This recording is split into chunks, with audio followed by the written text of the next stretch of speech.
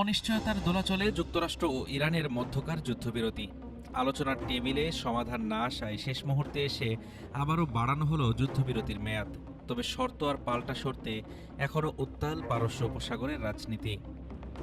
গত ৮ এপ্রিল ২ সপ্তাহের জন্য শর্ত সাপেক্ষ যুদ্ধবিরতিতে সম্মত হয় ওয়াশিংটন ও তেহরান। প্রেসিডেন্ট ট্রাম্পের দেওয়া প্রধান শর্ত ছিল বিশ্ব বাণিজ্যের লাইফলাইন খ্যাত হরমুজ প্রণালী খুলে দেওয়া। তেহরান সামরিক বাহিনীর তত্ত্বাবধানে ২ সপ্তাহ জাহাজ চলাচলের অনুমতি দিলেও সংকটের স্থায়ী সমাধান এখনও মেলেনি। শান্তির খোঁজে পাকিস্তানের ইসলামাবাদে বৈঠকে বসেন মার্কিন ভাইস প্রেসিডেন্ট জেডি ভ্যান্স ও ইরানের প্রতিনিধি দল। দীর্ঘ আলোচনার পরও কোনো সমাধান ছাড়াই খালি হাতে ফিরতে হয় ভ্যান্সকে।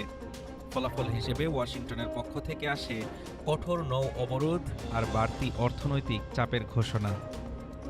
এদিকে ট্রাম্প বলেছেন, ইরানকে অবশ্যই নিয়ম মেনে চলতে হবে। হরমুজ প্রণালী উন্মুক্ত রাখা আমাদের প্রধান শর্ত।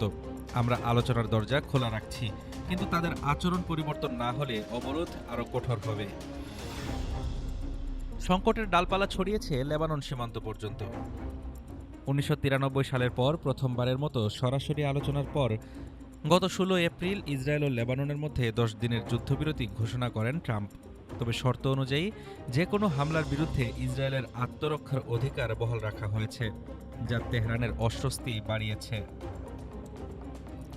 তেহরান জানিয়েছিল, লেবানন পরিস্থিতির সাথে সামঞ্জস্য রেখে প্রণালীটি উন্মুক্ত করা হবে, কিন্তু মার্কিন অবরোধ প্রত্যাহার না হওয়ায় একদিন পরই আবারও নৌপথটি বন্ধ করে দেয় ইরান। মূলত হিজবুল্লাহ ও লেবানন সরকারের পদক্ষেপের উপরই নির্ভর করছে পরবর্তী শান্তি প্রক্রিয়া।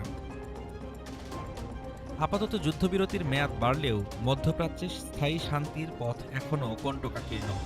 ওয়াশিংটন ও তেহরান উভয় পক্ষই এখন একে অপরের পরবর্তী পদক্ষেপের অপেক্ষায়। হাফিজুর রহমান তুষার, ঢাকা টুডে।